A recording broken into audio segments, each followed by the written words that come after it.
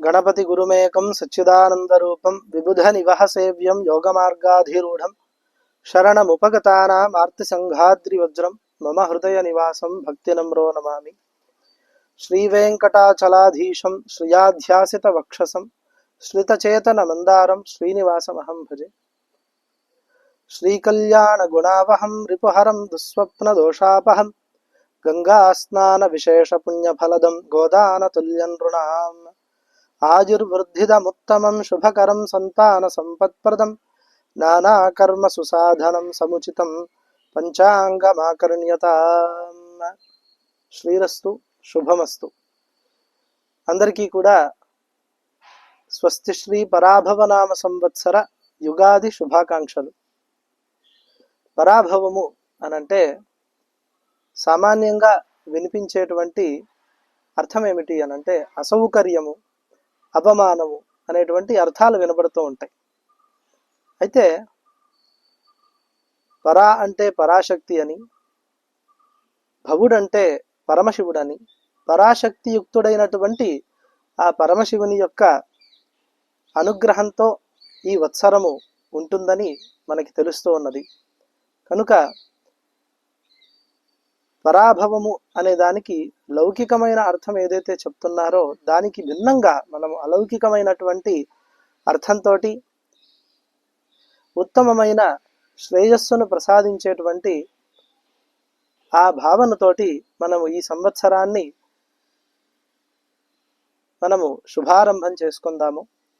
ముందుగా పంచాంగ శ్రవణాన్ని ఈ రోజున ఉగాది సందర్భంగా అందరూ కూడా చెయ్యాలనేటువంటి ఒక నియమం మనకి శాస్త్రంలో ఉన్నది। ఈ పంచాంగ శ్రవణం ఎందుకు చెయ్యాలి? పంచాంగ పఠనం అని ఎక్కడ ఉండదు, కానీ శ్రవణం అని ఉంటుంది। కారణం ఏంటి అనంటే ఇది చదివేవాడికి కాదు, వినేవాడికి ఇది శ్రేయస్సును ప్రసాదిస్తుంది అని సార్వత్రికమైనటువంటి అర్థంలో దీన్ని చెప్పారు। ఈ పంచాంగ శ్రవణము సర్వ సంపత్ప్రదము, సకల శుభప్రదము, సకల సౌఖ్యప్రదము, అందరికీ శ్రేయస్సును, యశస్సును, పరమార్థమును ప్రసాదించేదిగా మనకి పంచాంగ శ్రవణం యొక్క ఫలాన్ని చెప్తున్నారు।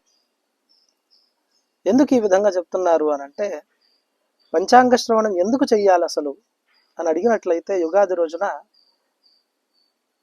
ప్రతి 12 మాసాలకి మనకి ఒక సంవత్సరం మారుతుంది। చాంద్రమానాది 60 సంవత్సరాలు మనం లెక్క పెట్టుకుంటాం। అందులో ఒక్కొక్క సంవత్సరానికి ఒక్కొక్క పేరు, ఆ సంవత్సరానికి అధిష్టాన దేవత, ఎలాగైతే మనం పుట్టినప్పుడు ఒక లగ్నం ఉంటుందో అదే విధంగా ఈ సంవత్సరం ప్రారంభమైనటువంటి ఆ కాలానికి ఒక లగ్నము, ఆ లగ్నం చేత మనకి లభించేటువంటి అనేక రకాలైనటువంటి ఫలాలు, ఈ విధంగా మనకి సంవత్సర లగ్నము, ఆ లగ్నాధిపతి వాళ్ళు మనకి అనుగ్రహించేటువంటి ఫలాలు, వీటన్నిటినీ కూడా మనం తెలుసుకున్నట్లయితే మనం ఈ సంవత్సరం ఏ విధంగా గడపాలి, ఎటువంటి పనులు చెయ్యాలి, ఎటువంటి పనులు చెయ్యకూడదు, ఏవి మనకి శుభప్రదము, ఏవి అశుభాన్ని కలిగించేటువంటివి, ఏది సానుకూలమైనటువంటి పరిస్థితుల్ని కల్పిస్తాయి, ఏవి ప్రతికూలమైనటువంటి పరిస్థితుల్ని కల్పిస్తాయి, ఈ విధంగా మనము ఆ విచక్షణతోటి, కార్యాకార్య విచక్షణతోటి ఏ పని చెయ్యవచ్చు, ఏ పని చెయ్యకూడదు, ఇదే కదా ముందుగా తెలుసుకోవాలి మనం। అన్నిటికంటే ముందు ఏమి చెయ్యకూడదని తెలుసుకోవాలి। అందుకని ఎవరైతే మనకి ప్రతికూలాన్ని కల్పిస్తున్నారో ఆ గ్రహ విషయాల్లో మనము కాస్త జాగ్రత్తలు తీసుకుని ఏ దేవతలకి మనము స్తోత్రపారాయణలు చేసుకుంటే మంచిదవుతుంది, ఎవరికి పూజాది కర్మలు చేస్తే మంచిది, ఎవరికి శాంతులు చేసుకోవాలి, ఎవరికి మనము ఉపాసన చేస్తే మంచిది, ఈ విషయాలన్నీ కూడా మనం తెలుసుకొని ఆదాయ కందాయాలు, అవమాన రాజపూజ్యాలు ఇత్యాది ఫలాలన్నిటినీ కూడా తెలుసుకొని మనము ఈ సంవత్సరాన్ని శుభప్రదంగా ముగించుకోవాలి। ఆ విధంగా చూసినట్లయితే ఈ పరాభవనామ సంవత్సరానికి కేతువు అధిష్టాన దేవత, ఈయనకి అధిప్రత్యధి దేవతలు చిత్రగుప్తుడు అలాగే బ్రహ్మ। ఈయన అధిపతిగా ఉండడం చేత కొన్ని ఫలాలు మనకి పంచాంగంలో కనబడుతూ ఉన్నాయి. వాటిని మనం చెప్పుకుందాం. అదేవిధంగా పంచాంగంలో కనబడినటువంటి మరొక విషయం ఏమిటి అని అంటే, ప్రతి ఒక్క సంవత్సరానికి ఒక అధిష్టాన దేవత ఉంటారని మనం చెప్పుకున్నాం. అది ఈ సంవత్సరానికి ఎవరు అనంటే నర్యాపసుడు అనేటువంటి ఒకానొక అగ్నికి 8 స్వరూపాలు ఉన్నాయి. ఆ 8 స్వరూపాలని మనం హోమం చేసిన ప్రతిసారి భావన చేస్తాం. అయితే ఈ నర్యాపసుడు అనేటువంటి అగ్ని ఎటువంటి వాడు, ఎటువంటి ఫలాలను మనకి ప్రసాదిస్తాడు అని అంటే, మనము ఏ కర్మ చేసినా కూడా పురుషార్థం కోసమే చేస్తూ ఉంటాం. ధర్మ, అర్థ, కామ, మోక్షము అనేటువంటి 4 అర్థాల కోసం ప్రతి మానవుడు పరితపిస్తూ ఉంటాడు. ప్రతి కర్మను కూడా దానికోసమే చేస్తూ ఉంటాడు. ఏమి చేసినా డబ్బులు కావాలని, ఏమి చేసినా ధర్మం చెయ్యాలి అనేటువంటి ఒక భావన, ఏమి చేసినా ఏదో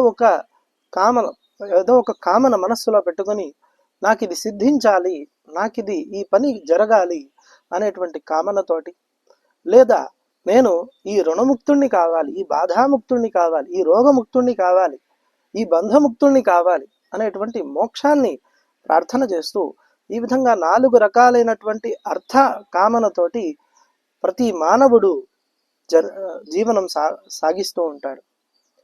అటువంటి ఈ ప్రయత్నంలో మనకి ఈ పురుషార్థాలు సిద్ధింపజేసేందుకు ఒక దేవత కావాలి కదా. ఆ దేవత ఎవరు అనంటే ఈ నర్యాపసుడు అని వేదం చెబుతోంది. వైశ్వానరో నర్యాపాశ్చ అని 8 నామాలలో ఒకానొక నామము, ఒకానొక స్వరూపము, ఆ అగ్ని యొక్క స్వభావ తత్వాలని వర్ణన చేస్తూ వేదం మనకి చెబుతుందన్నమాట. ఆ విధంగా ఈ పరాభవనామ సంవత్సర అధిష్టాన దేవత అయినటువంటి నర్యాపసుణ్ణి ముందుగా ప్రార్థన చేస్తూ, అదేవిధంగా మన సద్గురు దేవులైనటువంటి పూజ్య శ్రీ గణపతి సచ్చిదానంద స్వామీజీ వారిని, శ్రీ దత్త విజయానంద తీర్థ స్వామీజీ వారిలను మనము ప్రార్థన చేసుకుంటూ ఈరోజు పంచాంగ శ్రవణం ప్రారంభం చేద్దాము. ముందుగా ఈ కలియుగం ప్రారంభమయ్యి ఈ సంవత్సరానికి 5127 సంవత్సరాలు గడిచినాయి. అలాగే శ్రీమద్ ఆది శంకరాచార్య స్వామి వారు అవతరించి 2098 సంవత్సరాలు గడిచినాయి. విక్రమార్క శకాబ్దములు 2083, శాలివాహన శకాబ్దములు 1948, శ్రీ మధ్వాచార్యాబ్దములు 910, శ్రీ రామానుజాచార్యాబ్దములు 1009. మన భారతదేశానికి స్వతంత్రం లభించి 79 సంవత్సరాలు. ప్రస్తుతం మనం వ్యావహారికంగా 2026 నుంచి 2027 మధ్యలో వచ్చేటువంటి ఈ పరాభవనామ సంవత్సరాన్ని వేడుకగా జరుపుకుంటున్నాము. యుగం భవేద్ వత్సర పంచకేన యుగానితు 12 వర్ష షష్ట్యాం అనే ప్రమాణం చేత ప్రభవాది 5 సంవత్సరాలు ఒక యుగం చొప్పున 5ని 12తో గుణించినట్లయితే 60 సంఖ్య వస్తుంది. అలా 12 యుగాలు మనకి అవుతున్నాయి. ఈ విధంగా కృష్ణ యజుర్వేద తైత్తరీయ బ్రాహ్మణంలో ఒక మంత్రం మనకు కనబడుతూ ఉన్నది. సంవత్సరోసి పరివత్సరోసి ఇదావత్సరోసి ఇదువత్సరోసి ఇద్వత్సరోసి వత్సరోసి.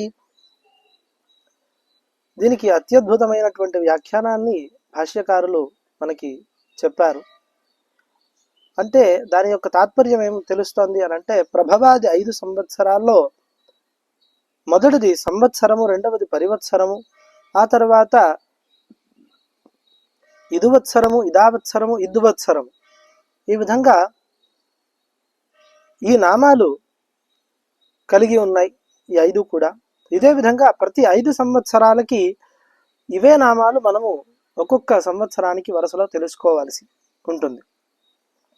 ఇప్పుడు మనం ప్రస్తుతం యజ్ఞదేవతాకమైనటువంటి 8వ యుగంలో, అంటే వర్తమానమున 5 సంవత్సరాత్మకమైనటువంటి 8వ యుగంలో 5వది అయిన ఇద్వత్సరము అనేటువంటి నామంలో ఈ పరాభవనామ సంవత్సరము మనకి ఉన్నది. ఈ సంవత్సరము అనల దేవతాకమైనటువంటిది. అంటే ముందుగా చెప్పుకున్నట్లుగా నర్యాపసుడు ఈ సంవత్సరానికి అధిష్టాన దేవత అని చెప్పుకున్నాం కదా. ఆ విధంగా అనలుడు అనంటే అగ్ని సంబంధమైనటువంటిది. ఆ దేవతాకమైనటువంటి ఈ సంవత్సరంలో రజత దానం చేయడం చాలా విశేషం, అత్యంత శ్రేయస్కరంగా ఇక్కడ మనకి చెబుతూ ఉన్నారు. ఇప్పుడు ఈ సంవత్సర ఫలితాన్ని మనము చదువుకుందాము. ఈ సంవత్సర ఫలితము సార్వత్రికంగా ఉంటుంది, వ్యక్తిగతంగా ఉండదు. వ్యక్తిగతంగా ఉండేటువంటి విషయాలన్నీ కూడా మనము సార్వత్రికంగా ఉండే ఫలితాన్ని, సంవత్సర ఫలాన్ని మనం చెప్పుకుని ఆ తర్వాత వ్యక్తిగత ఫలాన్ని చివరిలో మనము సంక్షిప్తంగా చెప్పుకుందాము. ఈ సంవత్సరం యొక్క రాజు, గురువు ఎలాగైతే మన దేశాన్ని లేదా ఏదైనా ఒక దేశాన్ని పరిపాలన చేసేందుకు రాజు, సేనాధిపతి, మంత్రి ఈ విధంగా ఉంటారు, ఒక వ్యవస్థ ఉంటుందో ఆ విధమైనటువంటి వ్యవస్థ ఈ అఖండమైనటువంటి కాలాన్ని నడిపించేందుకు కూడా ఆ రాజత్వము, మంత్రిత్వము, సేనాధిపత్వము ఇవన్నీ కూడా ఉంటూ ఉంటాయి అన్నమాట. ఆయా స్థానాల్లో ఆ గ్రహ దేవతలు, ఆ దేవతలు అందులో ఉండి వాళ్ళు ఆ కాలాన్ని మనకి అనుకూలంగానో ప్రతికూలంగానో వాళ్ళు నడిపిస్తూ ఉంటారు. మనం వారిని ప్రార్థన చేసి వారి అనుగ్రహం చేత ఆ కాలాన్ని మనకి అనుకూలంగా ఉండేట్టుగా మనము మన వైపుకు తిప్పుకోవాలి. మనము అనేక రకాలైనటువంటి ప్రయత్నాలు చేస్తూ ఉంటాం, మనకి అనుకూలించవు, కొన్నిసార్లు ప్రతికూలిస్తూ ఉంటాయి. ఎంత ప్రయత్నం చేసినా కూడా కొన్ని పనులు పూర్తి కావు. ఈ విధంగా ఎందుకు అవుతుంది అనంటే ఆ కాలాన్ని అధిరోహించి ఎవరైతే ఆ కాలాన్ని నడిపిస్తూ ఉన్నారో, ఆ కాలానికి రాజుగా ఉన్నాడో, ఆ కాలానికి మంత్రిగా ఉన్నాడో, సేనాధిపతిగా ఉన్నాడో, ఆ దేవతలు మన యందు అనుగ్రహ దృష్టితోటి ఉన్నట్లయితే మనకి ఆ పనులన్నీ కూడా అనుకూలిస్తాయి.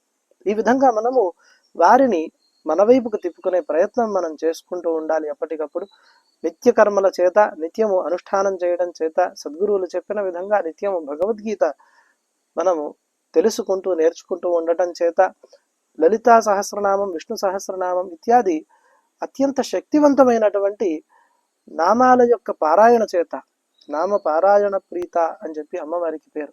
కేవలం ఆవిడ నామాలని పారాయణ చేస్తేనే ఆవిడ అనుగ్రహించేస్తుంది. అటువంటి నామాలను మనము పారాయణ చేసుకుంటూ వాళ్ళ యొక్క అనుగ్రహాన్ని మన వైపుకి మనం తిప్పుకున్నట్లయితే ఎటువంటి ప్రతికూలమైనటువంటి వ్యాపారాలు మన వైపుకి రావు. ఆ విధంగా మనం తెలుసుకుని ఈ సార్వత్రికమైనటువంటి ఫలాన్ని, సంవత్సర ఫలాన్ని మనము చూద్దాము. ఇందాక చెప్పుకున్నట్టుగా ఈ సంవత్సరానికి రాజు గురుడు, మంత్రి కుజుడు, సేనాధిపతి అర్ఘాధిపతి అలాగే మేఘాధిపతి ముగ్గురు కూడా చంద్రుడే అయి ఉన్నాడు. సస్యాధిపతి అలాగే నీరసాధిపతి శుక్రుడు, ధాన్యాధిపతి బుధుడు, రసాధిపతి సూర్యుడు. రాజాది నవనాయకులలో 7 శుభులు, 2 పాపులు. రాత్రి యందు రవి ఆర్ద్రా ప్రవేశం చేయడం చేత దేశంలో సుభిక్షము, సమస్త జీవరాశులకు కూడా సుఖిస్తుంది ఈ కాలము. పశుపాలకుడు, గోష్ఠాగార ప్రాపకుడు, గోష్ఠాద్ బహిష్కర్త శ్రీకృష్ణుడే అవడం చేత సుభిక్షము, సస్యవృద్ధి, పాడి పంటల సమృద్ధి, ప్రజలకు సుభిక్షము, క్షేమారోగ్యములు కలుగుతాయి. మొత్తం 4 తూముల వర్షంలో సముద్రంలో 7 భాగాలు, పర్వతంలో 9 భాగాలు, భూమిపైన 4 భాగాలు వర్షం కురుస్తుంది. సస్యానుకూల వర్షాలే కురుస్తాయి. అంటే పాడి పంటలకి ఎంత అవసరమో అంత వృష్టి మాత్రమే మనకి అనుకూలమైనటువంటి వాతావరణంతో వృష్టి కురవడం జరుగుతుంది. అతివృష్టి అనావృష్టి లేకుండా ఉంటుంది. ఈ సంవత్సరం చాలా అనుకూలంగా ఉంటుంది సస్యాలకి. తెల్లని ధాన్యాలు బాగా పండుతాయి. 16 వీసాలకి 9 వీసములు పంట చేతికి వస్తుంది.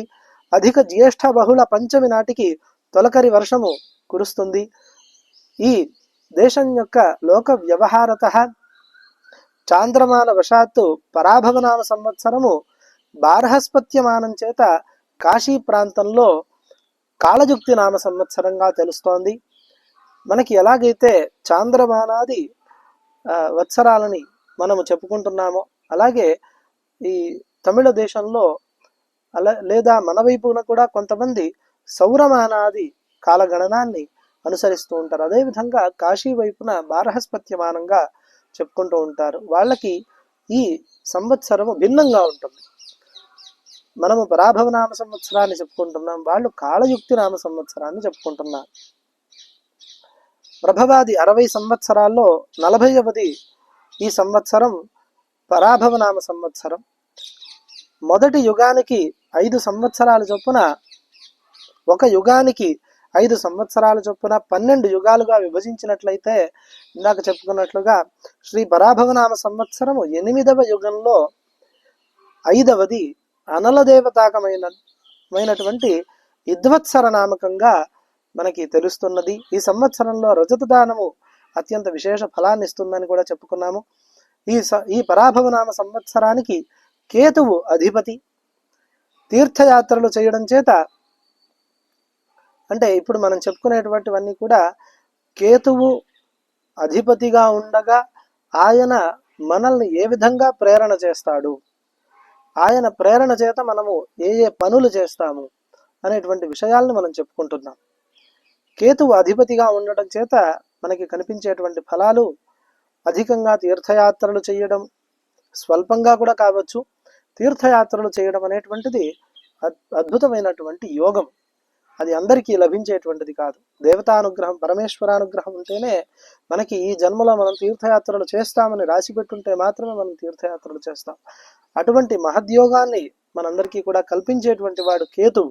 అటువంటి కేతువు ఈ పరాభవనామ సంవత్సరానికి అధిష్టాన దేవతగా, అధిదేవత చిత్రగుప్తుడిగా, ప్రత్యధి దేవత బ్రహ్మగా మనకి తెలుస్తూ ఉన్నది. తీర్థయాత్రలు చేయడము ఈ సంవత్సరం యొక్క ఫలము. అలాగే గంగా నది మొదలైనటువంటి పవిత్ర నదుల్లో స్నానాలు చేయడము, మతపరమైనటువంటి వేడుకల్లో ఆసక్తిగా పాల్గొనటము, ధర్మం అలాగే మోక్ష నియమావళిని ప్రచారం చేయడము, మోక్ష మార్గాన్ని అన్వేషించడము, తమ పనుల్లో ఆలస్యం చేసుకొనడము, మూఢభక్తి, మంత్రతంత్రాలు, యోగాభ్యాసము, వేదాంత విచారణ, దైవభక్తి, వైరాగ్యము, జ్ఞానము, స్ఫోటకము, పూర్వీకుల వైభవాన్ని విచారించడము, పితామహాది సంబంధ లాభములు మొదలైనటువంటివి కేతుకారకత్వములు. కనుక కేతుగ్రహాన్ని అధిదేవత అయినటువంటి చిత్రగుప్తుడు, ప్రత్యధిదేవత అయినటువంటి బ్రహ్మ సహితంగా ఆరాధన చేయడం వలన తద్గ్రహ సంబంధమైనటువంటి అశాంతి అంతా కూడా తొలగిపోయి ఉన్నతమైనటువంటి స్థాయిలో మనకి సత్ఫలితాన్ని సత్వరంగా మనకి కేతువు ప్రసాదిస్తాడు. ఇందాక మనం చెప్పుకున్న ఫలాల్లో ఏవైతే మనకి ప్రతికూలించేటువంటివి, మనకి దుష్ట శ్రేయస్సుని కలిగించేటువంటివి ఉన్నాయో అటువంటి వాటిని నివారించి మనకి సచ్ఛ్రేయస్సును, యశస్సును, కీర్తిని, మనకి అర్థాన్ని ప్రసాదిస్తాడు కేతువు. ఏవైతే మహద్యోగాలుగా మనం చెప్పుకుంటూ ఉన్నామో అటువంటి యోగాలు సత్ఫలితాలుగా మనకి అనుగ్రహిస్తాడు. వర్షలగ్నంలో తృతీయ అష్టమాధిపతి శుక్రుడికి మీనరాశి యందు ఉచ్చస్థితిచే అధికమైన విస్తారమైన భూమి కలిసి రావడము, దేశంలో దాన ధర్మాలు పెరగడము, సరైన సమయంలో సరైన నిర్ణయాలతో దేశ రాజకీయ పాలక వర్గాలు తొట్రుపాటులు లేకుండా నిర్భయంగా ముందుకు సాగుతారు. సంవత్సర ప్రారంభంలో ఆర్థిక విషయాలు సామాన్యంగా ఉన్నప్పటికీ క్రమేపీ అదృష్టం కలిసి వచ్చి స్వయం సమృద్ధి కలుగుతుంది. ఇతరులపై ఆధారపడకుండా స్వయంగా సంపాదించిన ఆస్తి వలన స్వయం సమృద్ధి, తెలివైన మరియు ఖ్యాతి చెందినటువంటి పాలకుల నిర్ణయాల వలన దేశం సుసంపన్నమవ్వడం జరుగుతుంది. యుద్ధాలను ఇష్టపడడము, ఇతరులపై ఆధిపత్య ధోరణిని ప్రదర్శించడము, అధిక రక్షణ నిల్వలు కలిగి ఉండడము, సంప్రదాయాలు మరియు ఆచారాలకు అనుగుణంగా ప్రసిద్ధి చెందడం జరుగుతుంది. ప్రజల ఆరోగ్యం, సాధారణ జీవన స్థితి మెరుగుపడుతుంది. ఆర్థిక వ్యవహారాలు, జాతీయ బ్యాంకులు, జాతీయ సంపద, దేశ ఆర్థిక పరిస్థితులు మెరుగుపడతాయి. స్టాక్ మార్కెట్ నిలబడి స్థిరంగా ఉంటుంది. రూపాయి మారక విలువ దేశానికి ప్రయోజనకరంగా ఉంటుంది. పర్యాటక విమానయానాలు, రవాణా వ్యవస్థలు చక్కగా పనిచేస్తాయి. కమ్యూనికేషన్లు, వార్తారంగము వారి పనితీరు నిష్పాక్షికంగా ఉంటుంది. కుటుంబ పరిస్థితులు అనుకూలంగా ఉంటాయి. వస్తు నిల్వలు పెరుగుతాయి. గృహ నిర్మాణ రంగము పరిమితులకు కట్టుబడి పనిచేస్తుంది. ఆక్రమణలను ఉపేక్షించరు. పురపాలక సంఘం, పంచాయతీల పనితీరు మెరుగవుతుంది. ఇతర దేశాలతో దౌత్య సంబంధాలలో ఆశావహమైన దృక్పథంతో వ్యవహరిస్తారు. పత్రికా రంగం వారు నిష్పాక్షికంగా వ్యవహరించి ప్రజాస్వామ్య వ్యవస్థను బలోపేతం చేస్తారు. ఇతర దేశాలతో ఒప్పందాలు మన దేశానికి అనుకూలమవుతాయి. విశ్వవిద్యాలయాల్లో సృజనాత్మకతను పెంపొందించుటకు కృషి జరుగుతుంది. పరాభవాబ్ధిపతి కేతువు వలన మధ్యమ వర్షాలు, చైత్ర వైశాఖములందు ఆహార ధాన్యముల ధరలు పెరుగుతాయి. మేఘాడంబరము, ఉరుములు, మెరుపులు ఉంటాయి. వడగాల్పులు అధికంగా ఉంటాయి. జ్యేష్ఠమున వడగాల్పులు అతిశయిస్తాయి. అగ్నిభయం ఉంటుంది. ఆషాఢమున అల్పవృష్టి, ఆహార ధాన్యముల ధరలు పెరుగుతాయి. శ్రావణంలో అత్యధిక వర్షాలు పడతాయి. భాద్రపదమున ఖండవృష్టి, దుర్భిక్షం కలుగుతుంది. ఆశ్వయుజంలో ధాన్యములు, ధాతు వస్తువులు, రసవస్తువుల ధరలు పెరుగుతాయి. కార్తీక, మార్గశిర, పుష్య, మాఘ, ఫాల్గుణ మాసాలలో ధరలు సరసంగా ఉంటాయి. పశ్చిమ దేశాలలో ఆహార ధాన్యములు ధరలు సరసముగా ఉంటాయి. సింధు, పంజాబ్ సరిహద్దు ప్రాంతాలలో పంటలు బాగా ఫలిస్తాయి. జగల్లగ్నమున లగ్నమందు గురుడు, రాజ్యస్థానమందు కుజ, బుధ, శుక్రుల స్థితి, లాభస్థానమందు రవి, శుక్రుల వలన దేశ సౌభాగ్యము పెంపొందుతుంది. అలాగే అనేక విధాలైనటువంటి సవాళ్లను అధిగమించి దేశం లాభాల పాట పడుతుంది.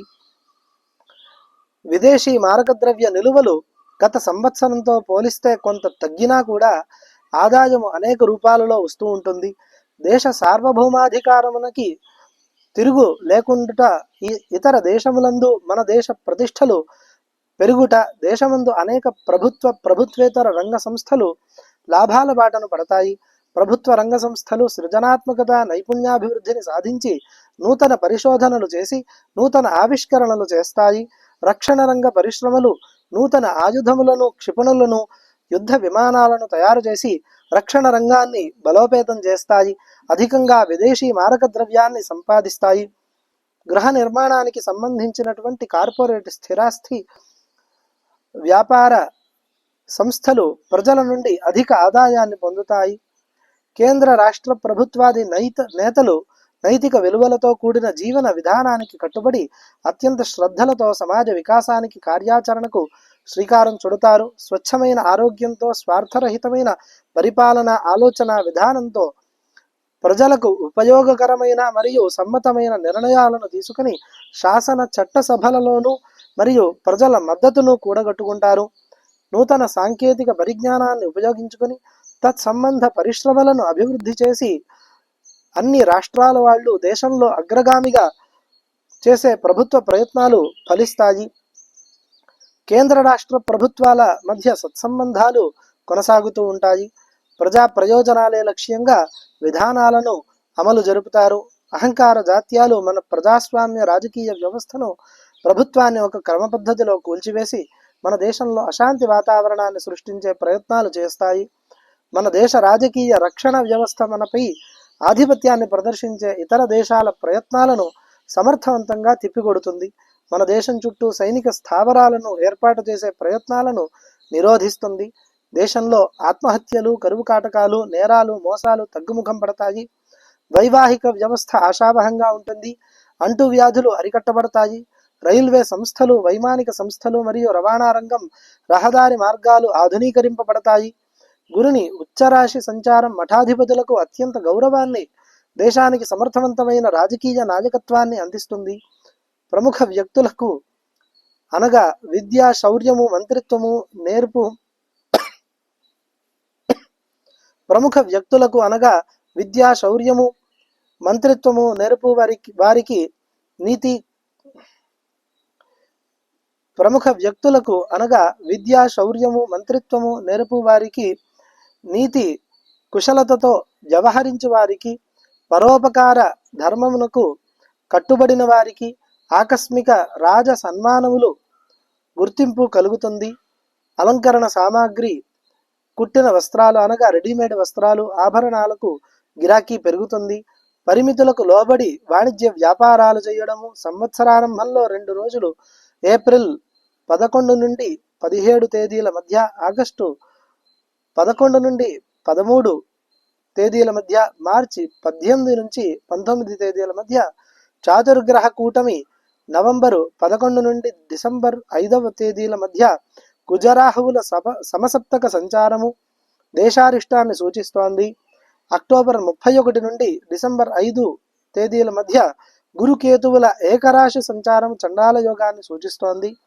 కలియుగంలో కలి ఎటు నుండి ఎప్పుడు ప్రవేశిస్తుందో ఊహించనలవి కాని విషయం కనుక ఎవరి జాగ్రత్తలో వారు ఉండటమే కాకుండా అనాగరిక దాడులను ముందుగా పసిగట్టి తగిన విధంగా స్పందించవలసిన అవసరం ఎంతైనా ఉన్నది. రామో నాయక భూపతి సతత సంరక్ష క్రియాదక్షిణ శ్రీకృష్ణో యదుభూషణో సకల దుఃఖ ధ్వంసదక్షో హరి శ్రీమద్వేంకట నాయక స భగవాన్ ధ్యేయ సదా యోగిభిః తానాశ్రిత్య చిరం పరాభవ భయం జిత్వా శుభాన్ ప్రాప్నుయుః.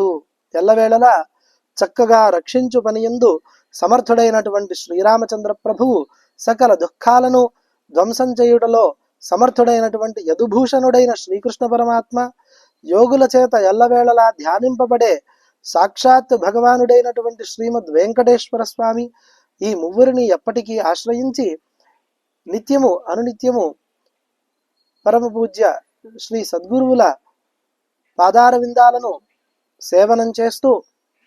సేవ చేస్తూ ఈ పరాభవనామ సంవత్సరమునందు దుఃఖములను జయించిన వారలై సకల శుభములను పొందుదుముగాక మనమందరం కూడా. ఇక అందరికీ సంబంధించినటువంటి వ్యక్తిగత వివరాలు అంటే వ్యక్తిగతమైనటువంటి కందాయ ఫలము, వ్యక్తిగతమైనటువంటి అవమానము, రాజపూజ్యము, ఆదాయము, వ్యయము ఇత్యాది వివరాలని మనము ఇప్పుడు వివరించుకుందాము. ముందుగా కందాయ ఫలాలని చూద్దాము. ఈ కందాయ ఫలాలని అర్థం చేసుకునే విషయం ఏంటి అనంటే, ఇందులో చెప్పబడేటువంటి బేసి సంఖ్యలు ధనలాభాన్ని సూచిస్తాయి. సమసంఖ్యలు, బేసి సంఖ్యలు అంటే 1, 3, 5, 7 ఈ విధంగా. సమసంఖ్యలు అంటే 2, 4, 6 అందరికీ తెలిసినటువంటి విషయం. ఇక 0 వచ్చినట్లయితే దాని నుంచి మనం ఏమి తీసుకోవాల్సిన అవసరం లేదు.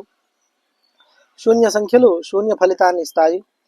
మొదటి 0 వచ్చినట్లయితే అంటే మనము 3 చెప్పుకుంటాము. సంవత్సరాన్ని 3 భాగాలుగా చేసి మొదటి 4 నెలలు, మధ్య 4 నెలలు, తర్వాత 4 నెలలు ఈ విధంగా చూసుకున్నప్పుడు ఒక్కొక్క 4 నెలలకి ఒక్కొక్క సంఖ్య మనకి ఫలంగా వస్తుంది, కందాయ ఫలంగా. ఈ విధంగా వచ్చినప్పుడు మొదటి 4 నెలల్లో 0 వచ్చినట్లయితే రోగభయాన్ని తెలుసుకోవాలి. మధ్యలో 0 వచ్చినట్లయితే మనోభీతి, మనస్సులో వచ్చేటువంటి వ్యథలు. అదేవిధంగా చివరిలో 0 వచ్చినట్లయితే మనకి కార్యహాని కావచ్చు, ఇంకా వేరే ఇతర ఏ హాని అయినా కూడా కావచ్చు. అంటే మనకి నష్టాన్ని కలిగించేటువంటి ఫలాన్ని మనకి అది సూచిస్తూ ఉన్నది. ఈ విధంగా మనం కందాయ ఫలాల్ని చెప్పుకుందాము.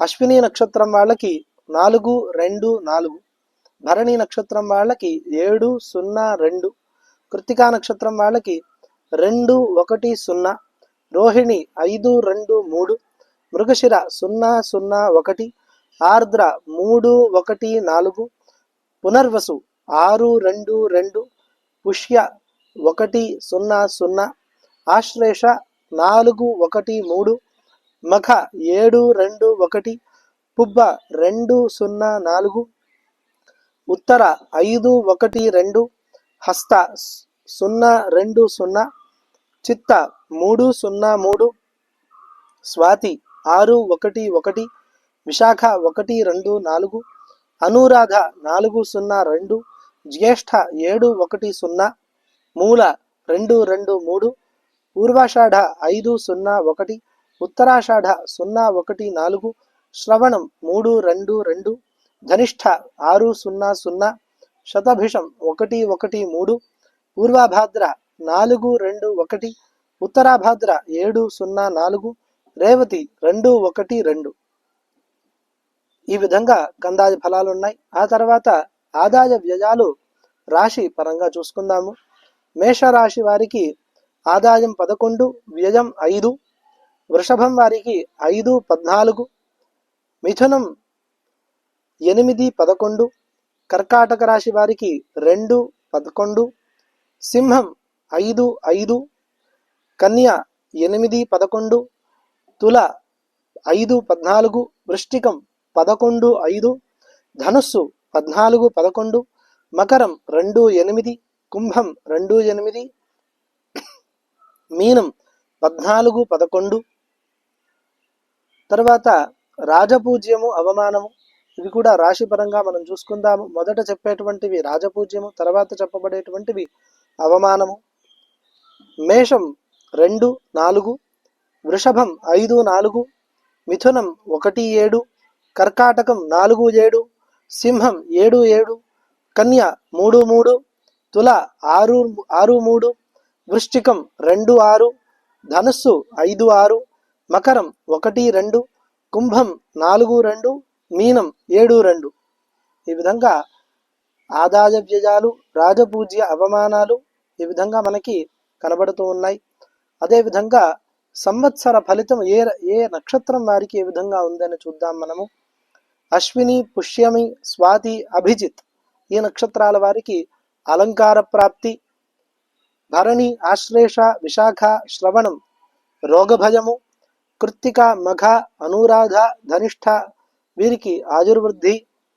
రోహిణి, పుబ్బ, జ్యేష్ఠ, శతభిషం వీరికి అర్థలాభము. మృగశిర, ఉత్తర, మూల, పూర్వభాద్ర వీరికి మనస్తాపము. ఆర్ద్ర, హస్త, పూర్వాషాఢ, ఉత్తరాభాద్ర ఈ నక్షత్రాల వాళ్ళకి రాజపూజ్యత. పునర్వసు, చిత్త, ఉత్తరాషాఢ, రేవతి వీరికి ఆయుర్వృద్ధి. ఇంతటితో మనము ఈ సంవత్సర ఫలాలని మనము సార్వత్రిక ఫలాలని చెప్పుకున్నాము, వ్యక్తిగత ఫలాలని చెప్పుకున్నాము. ఇంకా విశేషంగా వ్యక్తిగత ఫలాలను మనకి సమయానుకూలం లేదు కాబట్టి సమయాభావం చేత సంక్షిప్తమైనటువంటి వివరాన్ని మనము చెప్పుకున్నాము. ఏమి ఉన్నప్పటికీ కూడా జరిగేది జరుగుతుంది, జరిగేది జరగక మానదు. మనం కోరుకున్నది లభించాలి. మనకి అనిష్టంగా ఏదైతే మనం భావిస్తున్నామో అది మనకి దూరీకరించాలి, మన నుంచి దూరంగా వెళ్ళిపోవాలి అని అనుకున్నట్లయితే కనుక నిత్యము సద్గురువుల ప్రార్థన చేస్తూ ఉందాము, సద్గురువులని ధ్యానిస్తూ ఉందాము. వారు మనకి నిర్దేశించినటువంటి ఆచరణను మనము ఆచరిస్తూ ఉందాము, వారిచ్చినటువంటి మంత్రోపాసన చేస్తూ ఉందాము. అదేవిధంగా మన కులదైవాన్ని ఎప్పుడూ కూడా మర్చిపోకుండా అన్ని వేళలా, అన్ని సందర్భాలలోనూ, అన్ని శుభ సమారంభాల్లోనూ ఆ కులదేవతలని తప్పకుండా ఆరాధిస్తూ వారి అనుగ్రహాన్ని మనం పొందుతూ మనకి కలిగేటువంటి అనిష్టాలని మనం దూరీకరించుకొని మనకేదైతే ఇష్టప్రాప్తి మనం కోరుకుంటున్నామో, వేదోక్తమైనటువంటి ఇష్టప్రాప్తి మనం కోరుకుంటున్నామో అది మనకి ఎల్లవేళలా లభించాలని చెప్పి మనము భగవంతుణ్ణి ప్రార్థన చేస్తూ ఒక్కసారి మనము నవగ్రహ స్తోత్రాన్ని చెప్పుకుందాము. ఆదిత్యాయ చ సోమాయ మంగళాయ బుధాయ చ గురు శుక్ర శనిభ్యశ్చ రాహవే కేతవే నమః. ఈ నవగ్రహాలే వత్సరాధిపతుల్ని, మాసాధిపతుల్ని, అయనాధిపతుల్ని, పక్షాధిపతుల్ని వీరందరినీ కూడా నడిపించేటువంటి వారు. సూర్య గమనాన్ని నడిపించేటువంటి వారు, చంద్రగమనాన్ని నడిపించేటువంటి వారు. లగ్నంలో ఆ లగ్నాధిపతుల యొక్క గమనాన్ని నిర్దేశించేటువంటి వారు ఈ నవగ్రహాలే. అన్నిటికీ కారకులు ఈ నవగ్రహాలే కనుక ఆ నవగ్రహాధిపతుల్ని మనము ప్రార్థన చేస్తూ ఈ సంవత్సరం శుభమయంగా ఉండాలి, మనకి సానుకూలంగా ఉండాలి, ప్రతికూలమైనటువంటి విషయాలన్నీ కూడా అపహరణ అయిపోవాలి, మన నుంచి దూరీకరించబడాలి. సద్గురువుల యొక్క అనుగ్రహం మన యందు పరిపూర్ణంగా వర్షించి మనకి భక్తి జ్ఞాన వైరాగ్యాల యందు నిరంతరం అభివృద్ధి కలుగుతూ ఉండాలి. మనము ఉపాసించేటువంటి దేవత మనల్ని అనుగ్రహించాలి, మనం ఉపాసించేటువంటి మంత్రము మనకి సిద్ధి కలగాలి. తద్వారా మనకి అమితమైనటువంటి అచంచలమైనటువంటి భక్తి, అదేవిధంగా శ్రేయస్సు మనకి కలగాలని చెప్పి మనము ప్రార్థన చేసుకుంటూ ఈ రోజున పంచాంగ శ్రవణాన్ని విరమిద్దాము. స్వస్తి. అందరికీ కూడా శుభం కలుగుగాక, అందరికీ జయం కలుగుగాక, ధర్మానికి జయం కలుగుగాక, అధర్మము నాశమవుగాక, అధార్మికులకి ఎల్లవేళలా పరాజయం కలుగుగాక, పరాభవం కలుగుగాక. అదేవిధంగా ఇందాక మనం చెప్పుకున్నట్టుగా ఎవరైతే ధార్మికులు ఉంటారో వారికి పరాభవం అనే దానికి అర్థం వేరు, అధార్మికులకి పరాభవం అనేటువంటి అర్థం వేరు.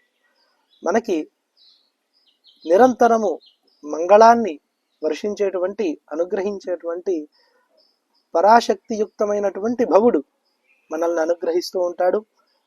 ఎవరైతే అధర్మంగా ప్రవర్తిస్తూ ఉంటారో, అధర్మంగా చింతన చేస్తూ ఉంటారో వారందరికీ కూడా పరాభవం అంటే అసౌకర్యము, అమంగళము, అవమానం వారికి అది లభించుగాక. మనకి ఎప్పుడూ కూడా పరమేశ్వరుడి యొక్క అనుగ్రహం కలుగుగాక అని ప్రార్థన చేస్తూ మనం విరమిద్దాం. మరొకసారి అందరికీ కూడా ఉగాది పండుగ శుభాకాంక్షలు. ఈ సంవత్సరం మీ అందరికీ కూడా శ్రేయోదాయకంగా ఆర్థిక పుష్టిని కలిగిస్తూ మీ అందరి మనోవాంఛలు పరిపూర్ణమయ్యే విధంగా ఉండాలని నేను పరమేశ్వరుని ప్రార్థన చేస్తూ ఉన్నాను. జై గురుదత్త, శ్రీ గురుదత్త.